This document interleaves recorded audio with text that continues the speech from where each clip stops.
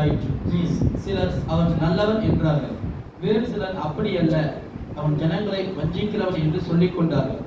ஆனாலும் யூதருக்கு பயந்திருந்ததினாலே ஒருவனும் அவரை குறித்து தாராளமாய் பேசவில்லை. அவருடைய சகோதரர் வந்து நீங்க உங்களுடைய காரியங்கள் எல்லாம் வெளிப்படுத்தணும்னா என்ன செய்யணும்? ஜனங்களுக்கு மத்தியில போய் உண்மை ஓப்பனா நீங்க சொல்லி உங்களை பத்தி நீங்க அட்வர்டைஸ் பண்ணுங்க அப்படின்னு சொல்றாங்க.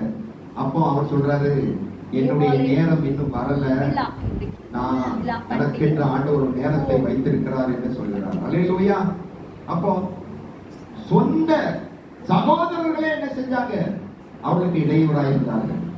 அதனாலதான் ஆண்டவராக இயேசு சொன்னார், ஒரு தீர்க்கதரிசி அவனுடைய சொந்த ஊரும் வீட்டாருமே அல்லாம வேற யாரும் அவங்களுக்கு எதிராளிகள் இல்லை. வேற எங்க போனாலும் அவங்கள கர்த்தர் வந்து அவங்களை ஏற்றுக்கொள்ளும்படியான காரியத்தை செய்வார். அல்லேலூயா. மத்தேயு எழுதின நற்செய்தி 13ஆம் அதிகாரம் 53 ல இருந்து 57 வரைக்கும் நம்ம வாசிக்க கேட்போம்.